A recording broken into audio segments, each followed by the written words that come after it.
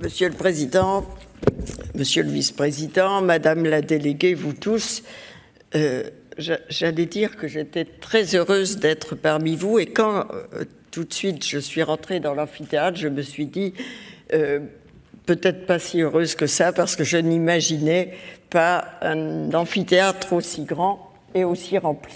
Donc je suis en réalité très heureuse, mais aussi un peu impressionnée et créative. Et de plus en plus, parce qu'avec le discours de Monsieur le Président, il est clair que nous allons passer l'après-midi ensemble, si je dois répondre à tout ce que vous avez dit. Donc on va convenir de se revoir, parce que, comme vous le savez, j'ai aussi une autre obligation qui, malheureusement, donne à les politiques cet aspect haché que je déteste. Et quand je suis dans une société savante, comme vous le dites, j'aime bien y rester et m'enrichir de ce qui est dit. Mais je compte que vous m'enverrez vos actes. C'est une spécialité, en effet, non seulement qui mérite d'être valorisée, mais qui l'est en elle-même.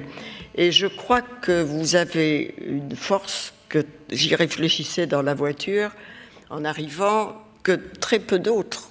Dans le civil, je suis un peu docteur, donc c'est pour ça que je m'autorise à parler ainsi, que très peu d'autres ont, c'est-à-dire de mettre en fusion, en cohérence, en convergence, les sciences médicales et l'art médical, mais aussi les sciences humaines et sociales, et j'oserais presque dire la philosophie, parce que s'il est un temps de vie qui doit en être imprégné, c'est certainement celui-là. Et je cherchais s'il y avait d'autres spécialités qui s'interrogeaient de la même manière sur leur place dans la société, sur ce que voulait dire leur spécialité. Je parle de la spécialité médicale. Je n'en ai pas trouvé véritablement. Et la pédiatrie, qui devrait porter cette même réflexion, me semble le faire moins, mais je la connais mal.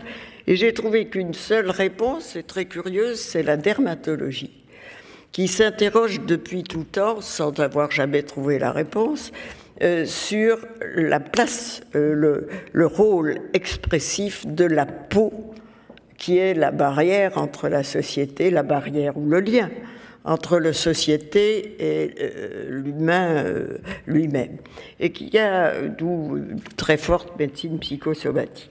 Mais ce n'est pas un congrès de dermatologue, et je voudrais vous dire, en effet, que je suis très très sensible, et surtout depuis les 4 mois que je suis ministre, à cet enchevêtrement, à de toutes les formes de connaissance, de l'esprit de finesse et de l'esprit de géométrie tout à la fois dont parlait Pascal. Je voudrais rendre hommage, d'autant que c'est, je crois, votre délégué que je ne vois pas qui a été à l'origine, à cet outil dont vous parliez tout à l'heure, qui est la mallette Mobical. Je ne sais pas si vous avez vu que j'en ai déjà fait la publicité. Ça devait être à Télévision Val d'Oise ou enfin un truc, c'est pas CNN encore, mais ça va venir.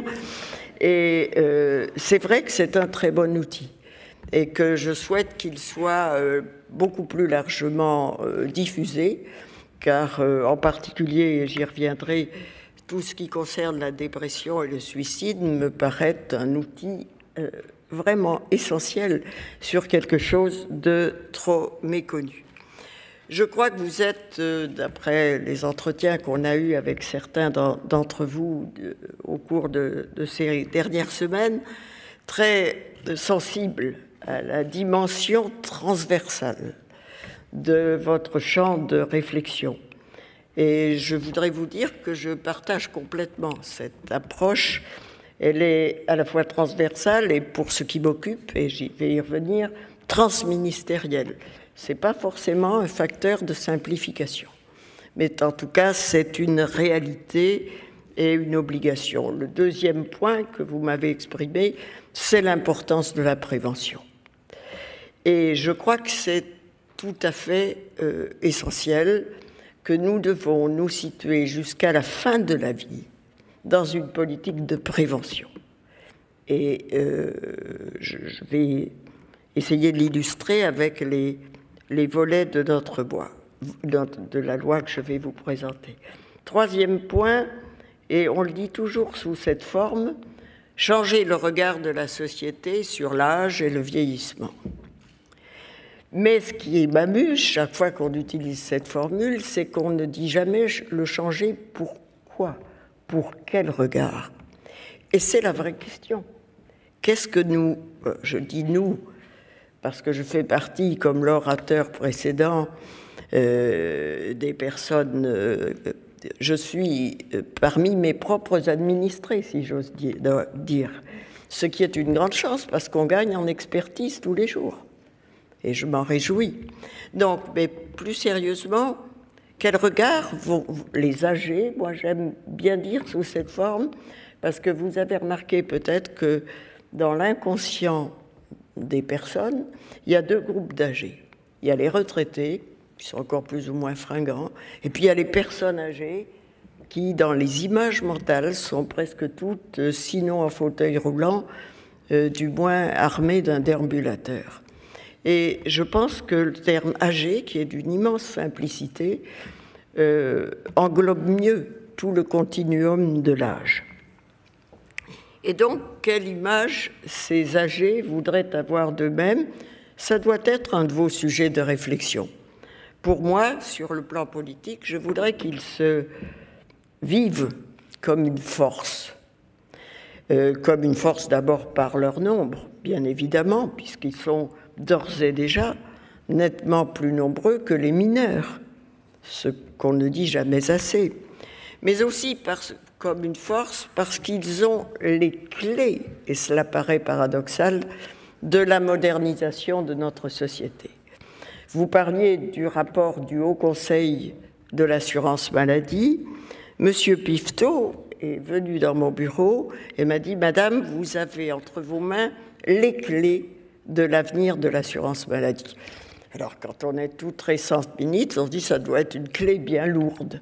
Mais c'est vrai, si nous trouvons un meilleur mode de fonctionnement, si nous trouvons un meilleur mode de coordination de tous les acteurs du champ de l'âge, nous arriverons d'une part à un progrès et d'autre part, certainement, à un champ plus financièrement abordable.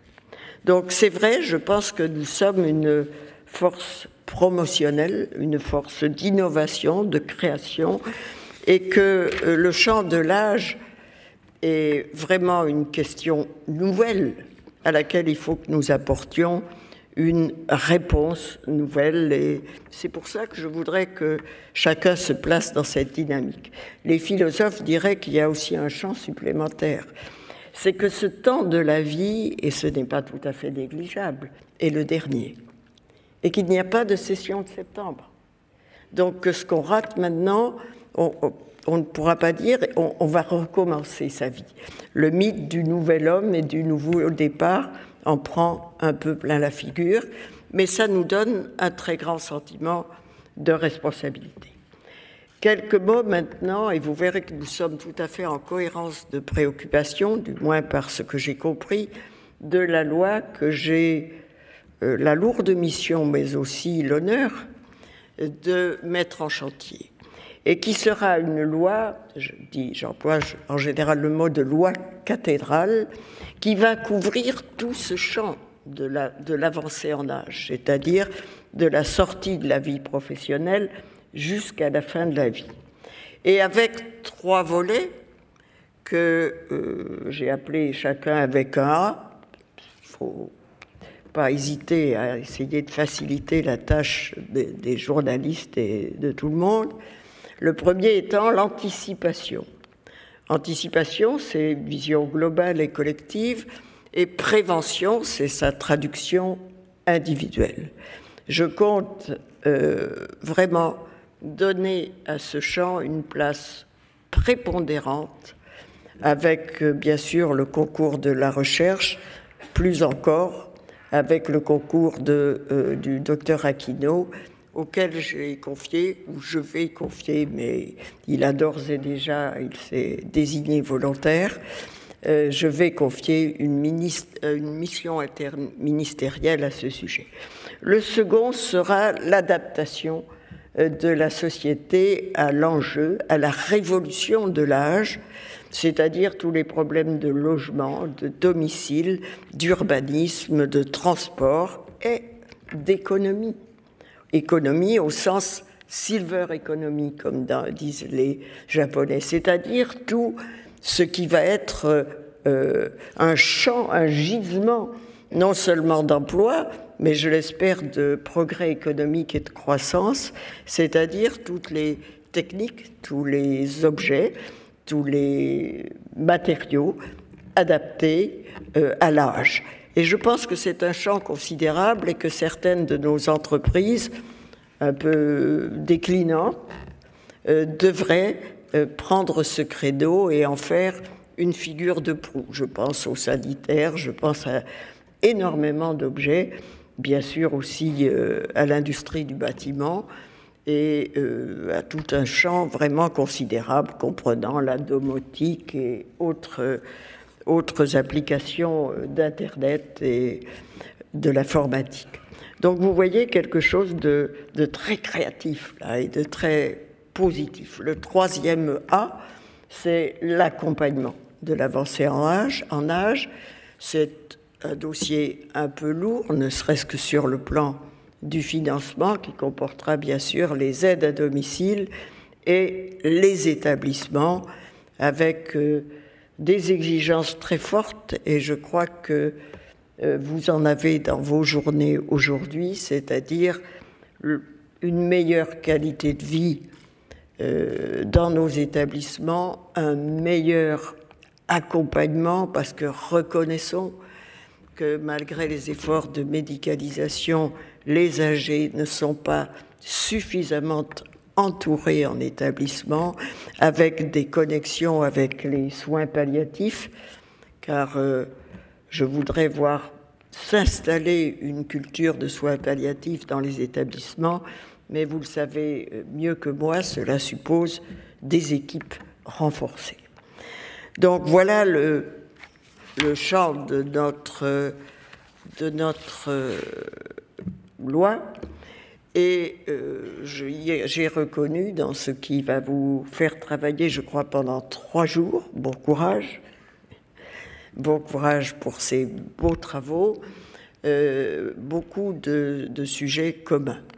Il y en a un autre qui est, je crois que vous en parliez d'une certaine manière quand je suis arrivée, et je m'excuse auprès de l'orateur si j'ai un peu accéléré sa conclusion, c'est celui des droits. Quand je vous disais que l'image que nous voulons avoir dans la société, et en tout cas que je veux donner à mon ministère, c'est une image qui sorte radicalement du compassionnel.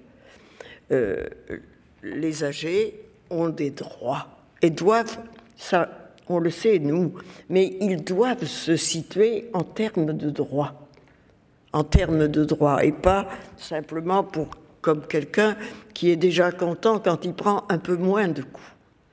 Et c'est un point très très important. Vous parliez, je crois, des rôles du médiateur. Moi, j'aime tellement les médiateurs que je voudrais même un défenseur des âgés. Et je dois vous dire que cela ne m'a pas valu une popularité excessive auprès de monsieur le défenseur des droits actuel. Mais je crois que nous avons besoin d'une personnalité charismatique, forte, qui incarne les droits des âgés. Alors, ces droits des âgés ne sont que des déclinaisons des droits fondamentaux et des droits des malades, dans quelques cas. Bien évidemment, ce n'est pas des droits nouveaux, c'est seulement une explicitation, comme d'ailleurs l'ont été les droits des enfants. Et je ne lâcherai pas prise trop facilement, et pour vous dire toutes mes arrière-pensées, vous me soutiendriez un peu dans ce champ des droits et du défenseur des âgés, je n'en souffrirai pas à l'excès. Un deuxième point qui m'a occupé beaucoup cet été, peut-être quelques heures dans l'écho, c'est celui du suicide. et je crois que vous y travaillez aussi, ou que dans ces séances, du suicide et de la dépression, qui nous interpelle l'un et l'autre grandement. La dépression parce que, d'abord, il faut l'expliciter, la comprendre, l'isolement, l'inquiétude de la fin de vie, mais aussi peut-être l'incompréhension, justement, et l'image de la société, et qui brouille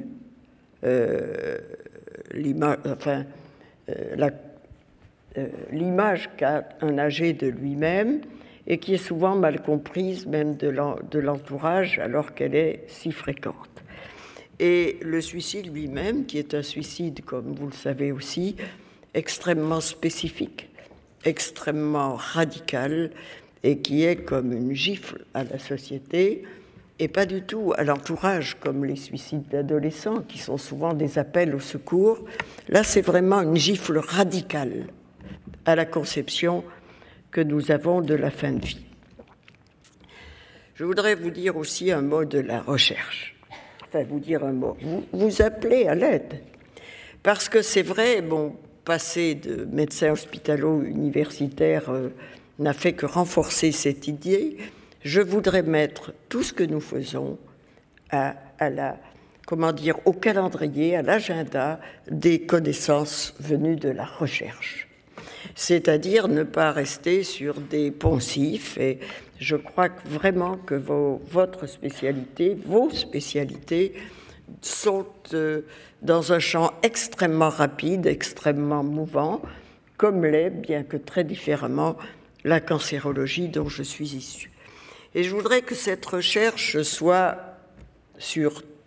multidimensionnée, c'est-à-dire la recherche dite noble, du moins dans les CHU, qui s'occupent des molécules, des petits animaux, etc., mais aussi ce j'appelle, mais juste par provocation, la recherche modeste.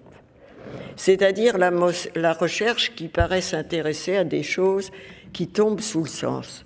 Et je parlais dernièrement, c'est donc le seul exemple que je donnerai, à une universitaire qui me disait un sujet sur lequel nous devrions travailler, en particulier pour la dimension économique, c'est l'impact de la mauvaise prise en charge d'un âgé sur la famille, et en particulier sur les aidants principaux ou en général l'aidante principale, qui veut conserver sa profession, et heureusement, mais qui ne vit plus normalement et qui ne s'occupe plus de la même manière de sa famille, de ses enfants, mais aussi de son mari. Ça, c'est bon, il est grand, je blague, il peut se débrouiller, mais de la gestion normale de sa vie, et qui donc, dans sa profession, ne donne pas la pleine dimension qui devrait être la sienne.